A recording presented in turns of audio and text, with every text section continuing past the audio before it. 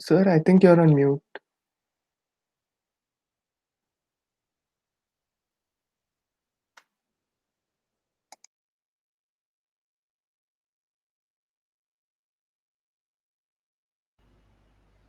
Yeah, am I audible now? Yes, sir. Okay. So in the last class, we have discussed uh, the even if you have some kind of uh, sub-Poissonian light source with regular intervals of photons are coming, but if it is a lossy medium, then you can model that lossy medium as a like a beam splitter, and that beam splitter again can select the photon probabilistically, and then you can get you can lose the actual statistics, incoming photon statistics. So it can be uh, it may not be sub-Poissonian. It will be some kind of randomness will be occurring. So here we will just try to discuss, before I go into the details of all other integrated quantum photonic devices, the foremost important device is the photodetector. So since we will be talking about quantum of photon detection measurement, at the end of the day you have to do that to see the performance or any kind of applications, quantum computation to your key distribution, etc. So detection related few fundamentals I would like to discuss. Just will not go much deep, but whatever necessary things I will be discussing here. So you know that the any photo detector you choose, you need to have that detection element should respond to a wavelength of operations. So a particular range of wavelength, it is very important, because it is not possible to get any ideal photo detector which can actually detect all the photon energy. Okay. So for example, our eyes photo detector, if you consider as a photo detector, it can only see the visible region only. But if you are considering communication wavelength like 1550 nanometer, we can't see in our naked eye. So we need some kind of device to see the response. So, you know, if you just try to, I have already discussed earlier, for 1550 nanometer wavelength, it is chosen specifically because this is the wavelength, it's called third communication window range, window, 1550 nanometer, particularly it is 1530 to 1565. It is C band and L band also, you can consider beyond that. S band also, lower band also, sometimes it is useful because in this wavelength range, the fiber of optical fiber we use for communication, the losses are less, though some dispersion effects are there, but there are ways out to compensate the dispersion. But for quantum photonic application, uh, you have to detect quantum of light or photon energy. If you just calculate photon energy, that is about 0.8 electron volt, uh, around 15. If you are using lambda as 1550 nanometer, this is h nu, basically nu equal to c by lambda in free space. Lambda, if you are putting, this is the energy will be coming. And electron volt means you just multiply 1.6 into 10 to the power minus 19. That is the charge of the electron. Then you get the things in joule. So about 10 to the power minus 19 joule, that is the energy of a photon. So you need to have a photodetector which can actually resolve and detect, not only detect, it can resolve that register some kind of photon is registered or counted, or some response you should see. One photon is hitting, that means you are hitting, you are changing the energy in the system, imparting energy in the system, only 10 to the power minus 19 joule. And that 10 to the power minus 19 joules should change the some property of the device so that you can actually see the photon is being encountered. Okay, that is too small. So it is a very delicate thing, but you know, whenever you are talking about classical light, it's a large millions, billions of photons comes together, so energy is more, so it can be easily detected. So that is one thing you should keep in mind whenever. That's why it is very difficult and expensive to have a photo detector which can actually resolve a single photon measurement. So another important thing is that date time. So it is frequently used in quantum photonics because your performance, speed of communication, speed of detection, etc., everything depends on the response time or date time. Typically that is in the range of microsecond. So it's mainly depends on a bias circuit, all the counting electronics, because your photo detector, if it is a semiconductor photo detector, you know you have to have reverse bias, and then you have to generate current, or that current through a load resistance, so that voltage, everything you can get. So you need all sorts of electronics, and that electronics also has a response time. So overall response time for a detection system can be considered as a order of microsecond. So this date time limits the maximum count rate of the detector, because you know one photon is suppose it is detected, then you have to it will be dead for 1 microsecond or so, so that it can be activated again to register another any change in photon or incident photons are there, then that can be counted. So this is called response time or date time. So if there is a photon coming in within 1 microsecond, for example, if it is date time this one, then it may not be actually read. It is not possible to read. So but you remember that sometimes we use clock rate in communications. Clock rate means a very high speed clock rate is there. That clock rate can be very high compared to your 1 microsecond. 1 microsecond means 1 over 10 to the power minus 6. That means it is megahertz range, right? So if it is clock rate, that can be gigahertz clock. Clock rate means whatever the pulse coming to your photo detector, that can be a gigahertz. But that higher clock rate actually you can use for your electronics detection system, because you know every pulse may not have your photons. So maybe every 1,000 pulse you may get 1 photon is hitting.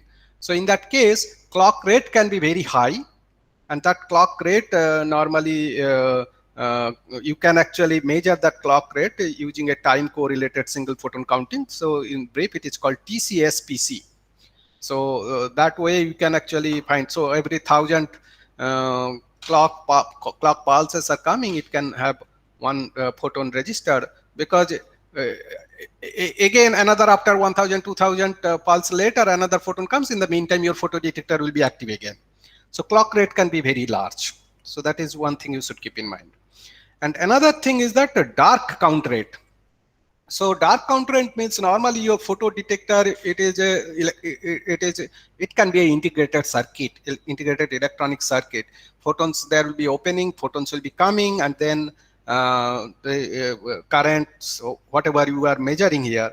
But thing is that if it is exposed openly, that means outside whatever dark photons, even your source is not coming, some scattered photon can come, and that can give you some kind of false counting.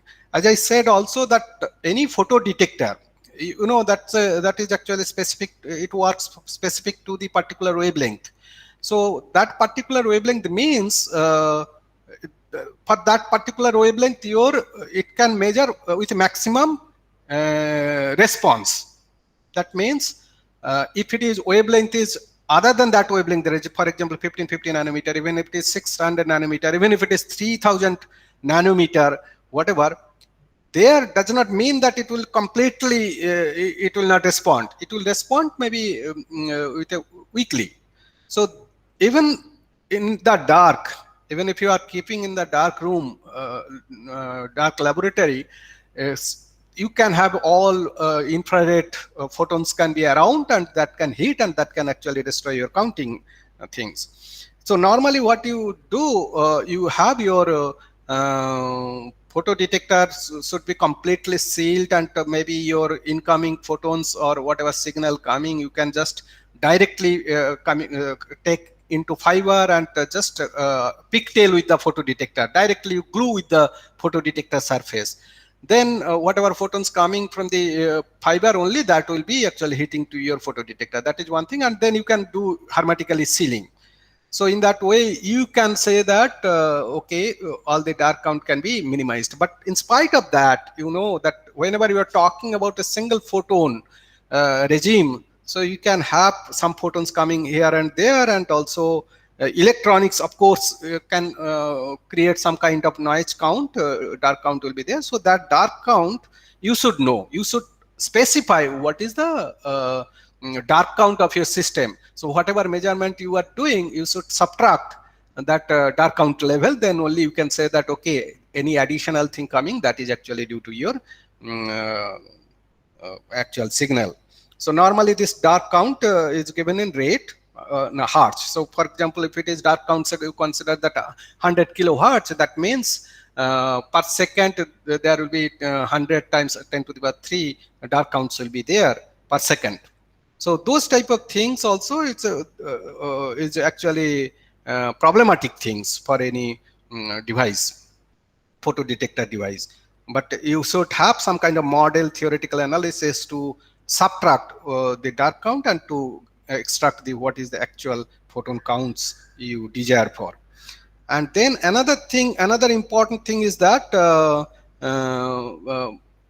this type of dark count, normally even if you say that 1000 dark counts, if you are considering suppose 1000 or 100 dark counts per second, then what you do, if you actually sample your signal with a window of timing, particular window, if you want to detect, you try to detect within that window, your dark count can be actually 0, because if you're getting, that is so-called, this is not getting, particular gate window you are opening for your detection, within that window, again another window you will be opening maybe after a long time gap, then you can try to see whether some photons are there or not.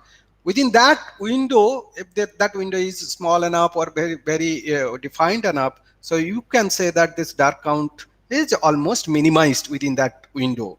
So that is one thing you can mitigate. But another thing is that if somehow the minimum time interval of for getting or time sampling is set by the timing jitter of the, so jitter I will be discussing, jitter of a detector. That means for example, once a photon comes and hit your photo detector, normally photo electrons will be generated.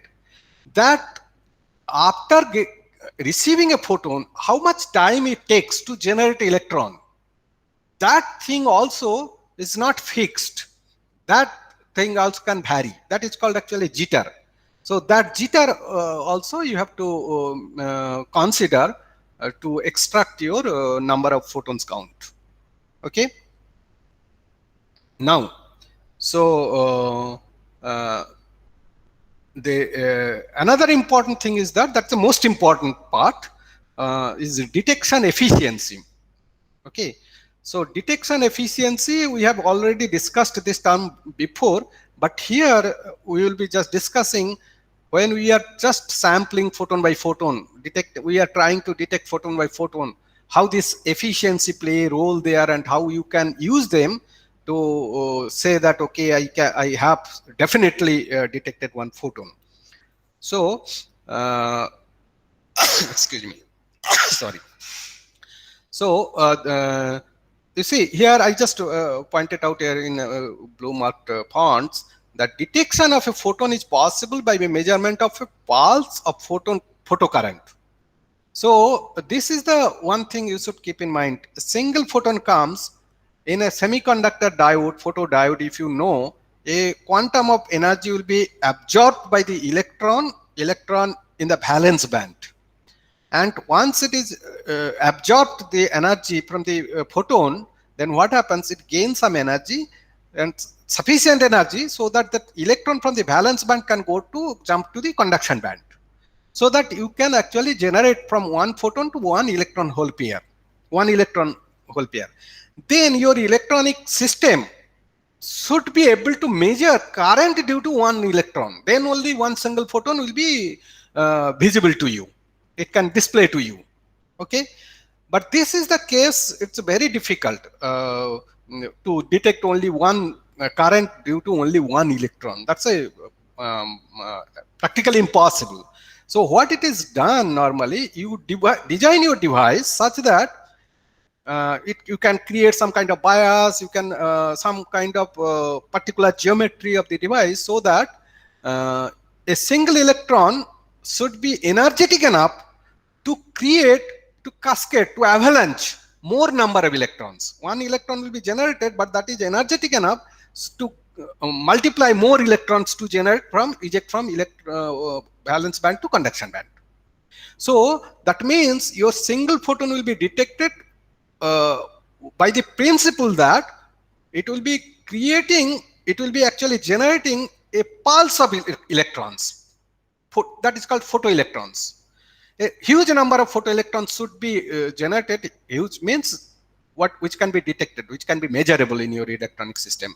That can be that should be generated. Normally, earlier days, people used to do some photo multiplier. Nowadays, single photon avalanche, single photon detector called SPAD avalanche photo detector is there. So that means one electron will cascade another electron 1 to 2, 2 to 4, and so on. Avalanche process can take place. I think normally any semiconductor device book, you can learn what is avalanche photo detector. I think particularly if you have gone through that book of Streetman, Banerjee or SMG, I think there is a chapter called optoelectronics chapter. They are actually this avalanche photo detectors, everything is there.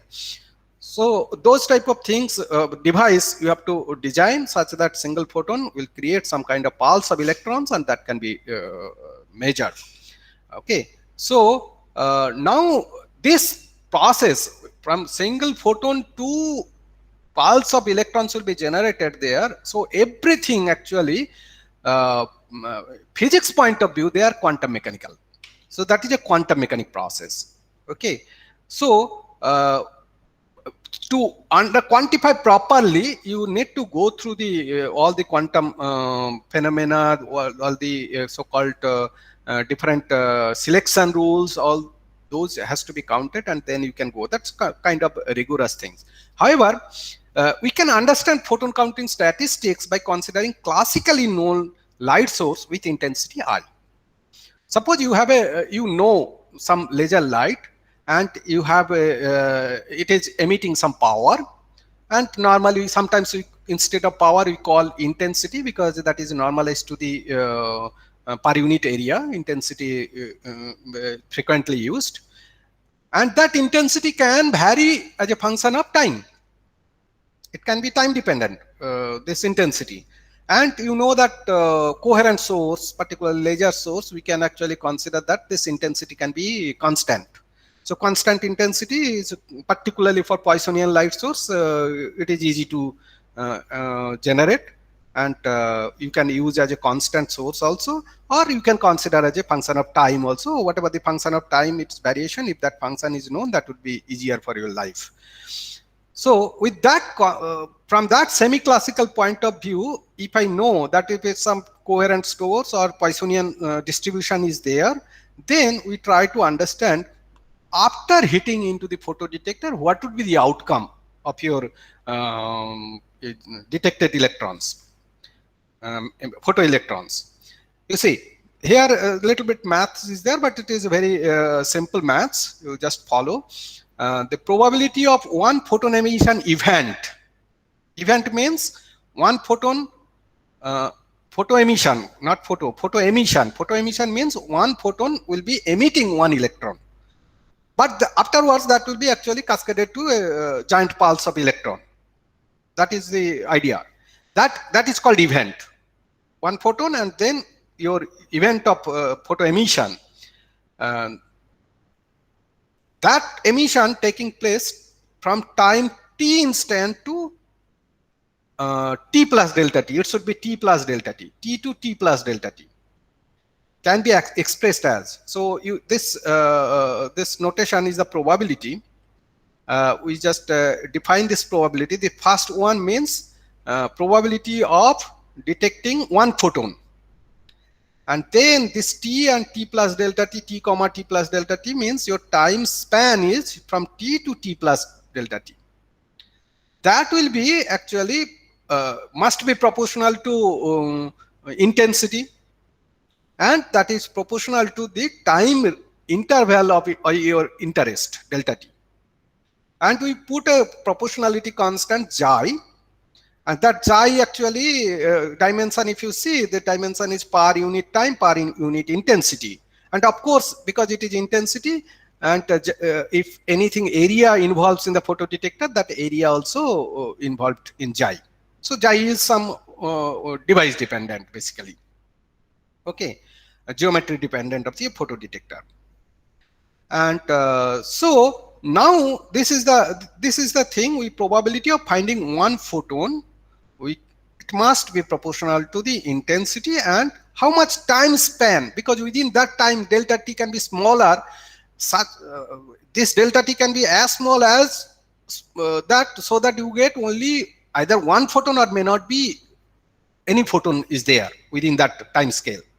So it can be a 0 photon or 1 photon maximum. Okay, not more than that. That limit of time you can actually define. Okay, sufficiently small by which emission of 2 photoelectrons is negligibly small. Okay, that is what your assumption. Now we define one more thing here, that the probability of finding a photo emission or photoelectron emission, zero photon electron emission from t to t plus delta t is nothing but 1 minus probability of finding one within that time limit. So this is the probability of that expression we will be using basically. This is known. This is finding one photon, that should be this one. Then we can write that probability of not finding any photoelectron, no emission of photoelectron within that time span, that will be 1 minus xi it delta t. So this one I just directly written, right? So now we can express probability of n events in time 0 to t plus delta t. Now you are scaling down to 0 time. So from your time instant you count 0 to t plus delta t. Why delta t? Because our interest is that because we will be always sampling only delta t time. Okay, that delta t will be as small as that, you will be getting only maximum 1 photon possible. Okay, so now I am trying to say that if there are n photons and you are counting from 0 to time scale 0 to t plus delta t, within that, because this is a longer time interval, so you can have always possible that more than n photoelectron will be emitted, right? So that can be written, it is written in 2 parts. The first part you see, n photon from time span 0 to t, that is the probability. N photon from time span 0 to t multiplied by 0 photon from t to t plus delta t, because you are talking about n photons, total of n photons, and if that n photons probability you are getting from 0 to t, then t plus delta t time that probability will be p0. You can define also what is the 0 photon probability from t to t plus delta t. So up to tn, if it is there, then from t to t plus delta t you should find the probability of 0, and then total multiplication probability you have to multiply, that will be the first term. So that is the n photon. And then now what you can do, suppose the situation can happen also, because within delta t there is a chance that 1 photon can be there also. A 1 photoelectron can be emitted during that time. I'm not talking about photon here, photoelectrons only. Suppose n minus 1, you are just seeing how much probability of having photoelectron emission n minus 1 from 0 to t. That probability suppose known to you, so you write that one. And then one more electron I left, that means one more electron must be, you have to find that probability in the delta t time span. So that also multiplied. So within delta t you can have either 0 photon or 1 photon. So that's why I have 0 photon probability, I can have this type of probability, and 1 photon probability I can think of that n minus 1 already measured within t, and 1 photon measured within delta t. So these two probability you have to add, then only you can get this thing. So from the probability theory you can just write, expand like this. Okay. So up to equation 3.9, it is somewhat understandable, trying to understand the statistics of the photoelectron emission or photo events. Now, so this thing we are writing a little bit differently. So n, same thing, basically left hand side is same. I just put left hand side same. Okay, and right hand side, what I do, Pn0 to T. You see here, this one Pn0 to T here, and then finding 0 photon in T to T plus delta T, we know the expression in 308, equation 308. We just put here this one, right? Similarly, Pn minus 1, 0 to T, and 1 photon finding probability is this one. This is finding 1 photon probability, and this is finding 0 photon probability. So finding 0 photon probability we will be writing here, and finding 1 photon probability I will be writing this one. So 307 and 308 I will be inserting into 309. Then I get this one, this expression. Okay. So now what we do, we just for simplification we define this one. That means n photon finding probability from 0 to t, we can write p subscript n t. We will be reading that from 0 to t, finding probability of photoelectron or photo, I think instead of finding I would say that photoelectron emission probability is Pn n. We will be writing that thing. So if you just substitute here, so instead of Pn0t, so I will be writing Pnt here. Similarly, Pn minus 1 0 t, I will be writing Pn minus 1 t. Okay. So if you just write that one, then I and little bit rearrange, then I can write down like a differential form. Okay. So 311, just I take Pnt here. I think this is t plus delta t. I missed here this delta t. Pn t plus delta t and P. This is normal standard differential form. I just put down here, and I get this equation. Okay. So now if you consider this delta t is infinitesimally small to your limit, so you can just put a simple differential form in this form like that. Okay. So this thing here, you see, solving this equation a little bit difficult, because you have probability time dependent n minus 1 and t, and at the same time I if it is a intensity dependent. So I'm not going into the details of if it is time in intensity is time dependent. Instead of that, our conventional coherent laser source, light source, normally we can always get constant intensity, Poissonian distribution. Suppose your incoming light is having a Poissonian distribution with constant light source, intensity is this one. And let us define, if it is constant, then chi times I, that we define as a C. So that means whatever intensity and then whatever the efficiency. Chi is some kind of efficiency here, because it involves the area, all those type of thing, capture efficiency, you can say that. So you can write the above equation like this. Okay. So I put this C times Pnt to the left hand side, and then this one. Okay. So whenever you are considering constant light source, then we have a boundary condition we can actually decide here. Suppose n equal to 0. Okay.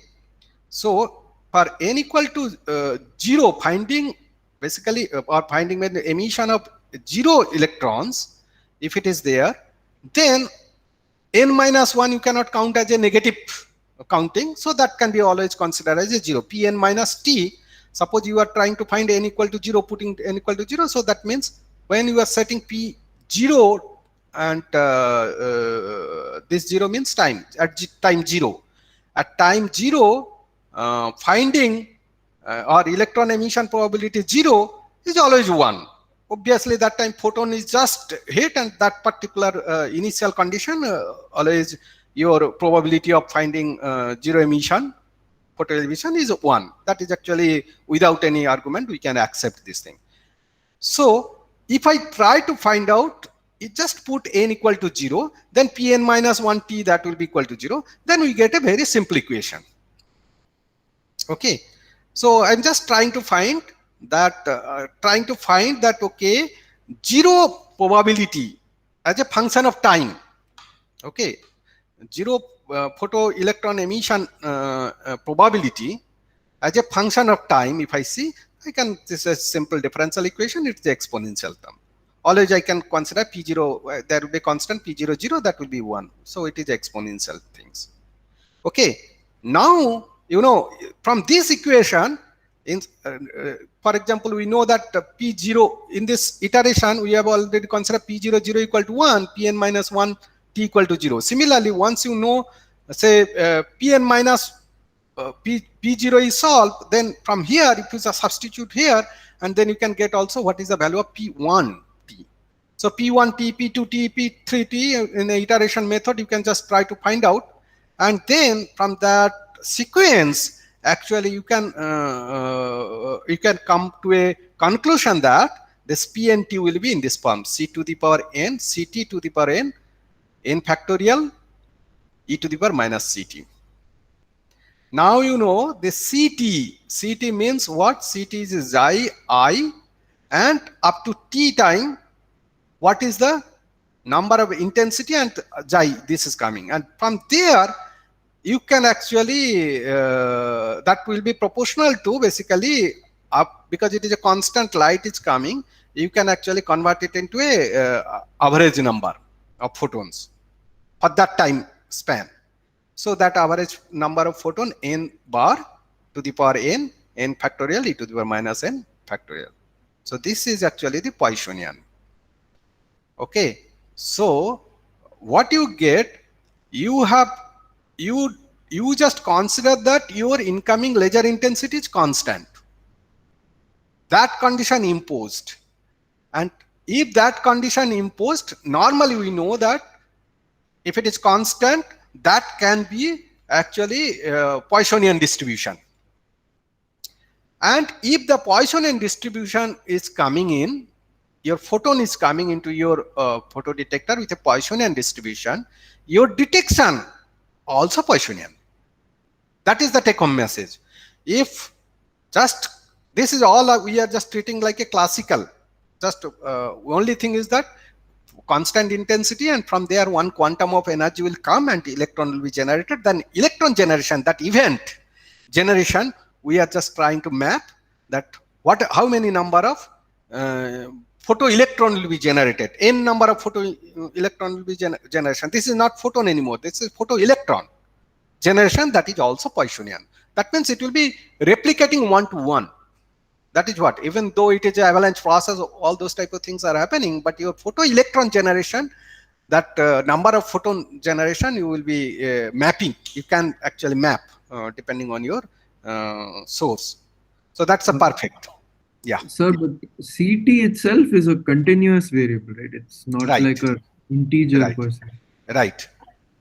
So CT is a continuous here, and this n, we are just considering that from that light, you have, this light is actually somehow for a particular intensity, how many electrons, photoelectrons will be generated. Okay. And that photoelectrons will be generating from a single event. Single event means one electron will be generated, and then that will cascade to create many more electrons also. Now your Poissonian distribution is coming one after another.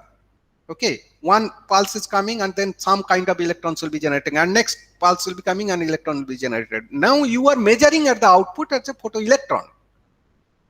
And that photoelectron also, if you just see the photoelectron distribution, that current that will follow like a Poissonian distribution.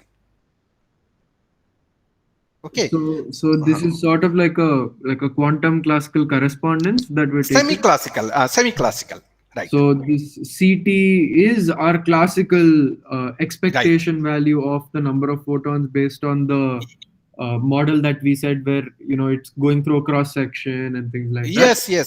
That is a intensity. Intensity means large. We are not counting that. What is the number of photon involved there? We are not counting there. Correct. It's just the intensity, that the classical intensity of the laser or whatever. Yeah, and constant intensity. We know that if it is I is constant, we know that is something like that. It's a classical light source, like a laser source. We can consider constant light source. So we know that is a Poissonian distribution. Okay. So your photoelectrons also Poissonian distribution. So far it's perfect. Now, as I said that normally we will be interested to have sub-Poissonian light source.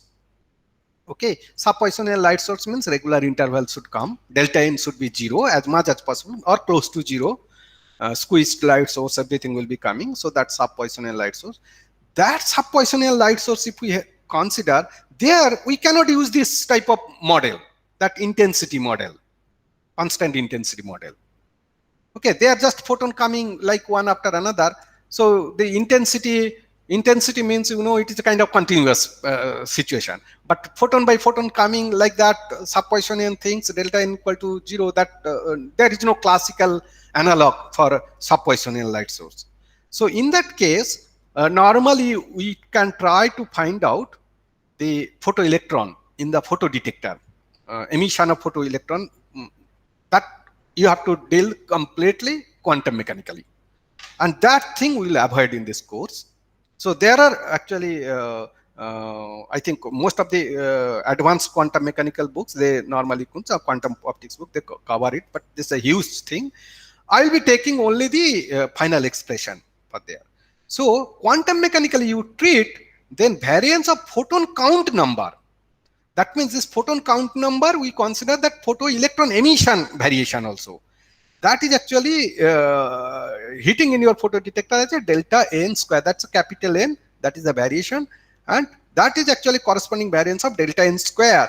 That is a photon number, impinged photon for the same interval of time. Suppose a certain interval of time, if your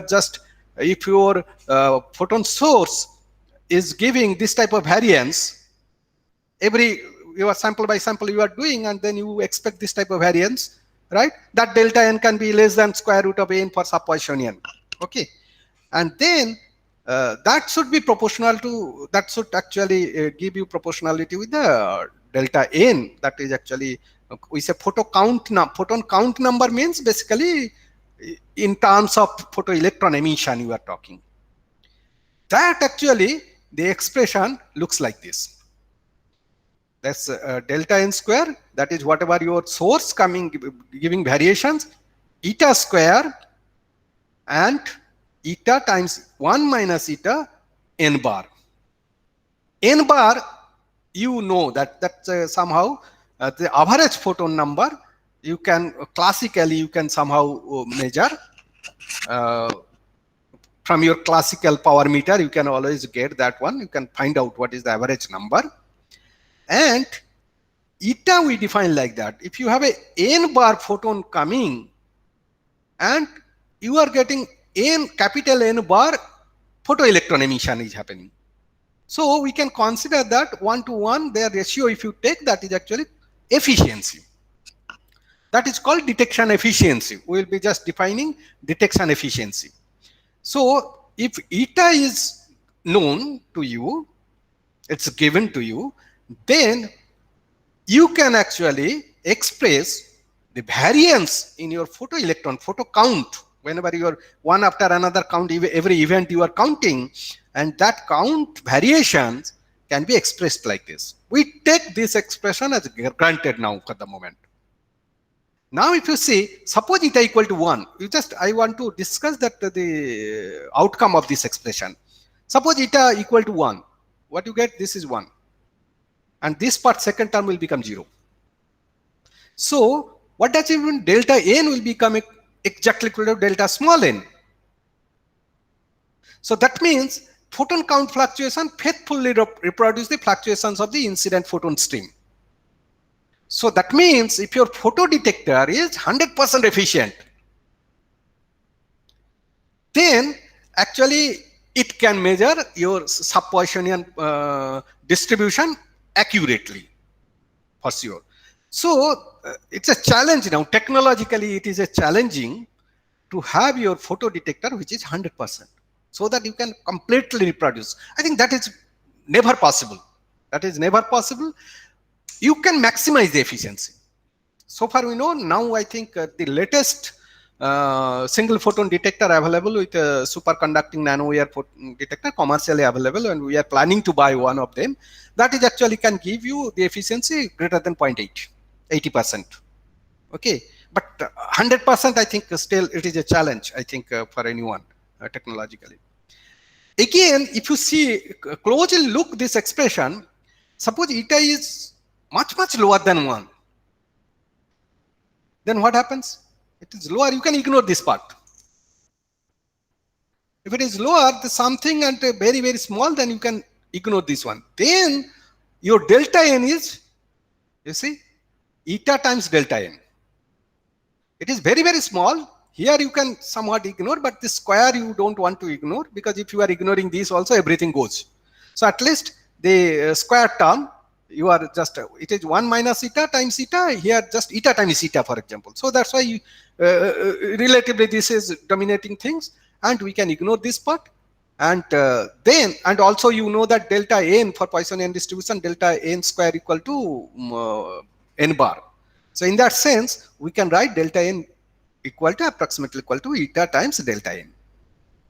So this is actually what we know, that this delta n is the variance of your photon source, incoming photon. And then if you multiply the eta, whatever small value, then you get also variance delta n of this one. So delta n, if this is actually Poissonian distribution, suppose delta n, then this one also will be your things, n bar will be coming, because delta n actually variation delta n equal to your square root of n, it should be. Okay, this actually Poissonian distribution, irrespective of the underlying photon statistics, you are getting that variations you are getting. So that means what I meant to say, your underlying photon source may not be Poissonian. It can be thermal, it can be anything, but if your efficiency is very small, then your photo electron emission will be Poissonian distribution also. Okay, Poissonian distribution, again, you are not, that is actually a perfect thing for your quantum applications. Now you note two things here. If we want to measure the accurate photon statistic, we must need high efficiency detectors, I just discussed. Or in another words, the fidelity of the photon counting statistics increases as the efficiency of the detector increases. So higher efficiency is always welcome, so that your fidelity will be, that means your measurement fidelity, you can say that, okay, I have at least, I measured this value, and this yield, at least the accuracy or fidelity, correctness, fidelity means sometime type you can define as like a correctness point of view, it can be 80%, suppose. Okay, so fidelity will be increased as the eta is increasing, and thus we can conclude that an imperfect detector, okay, and second thing is important, the imperfect detector, where actually imperfect in the sense we are talking that eta, that efficiency, detection efficiency is weak. And when it is weak, whatever things coming, even sub-Poissonian light source coming to you, to your photo detector, ultimately it will be giving you like a Poissonian distribution. So things will be random. Okay, so we call it, thus we can conclude that an imperfect detector with quantum efficiency eta is equivalent to a perfect detector of 100% efficiency, but with a beam splitter of transmission eta in front of it. Why this is then? Just we go back to the first slide. You see, you have a perfect light source, delta n equal to 0, purest sub-Poissonian light source. But if it is a lossy medium, then that will be random, because the scattering, everything is random. So it will become some so-called Poissonian type distribution. And you can model like the beam splitter.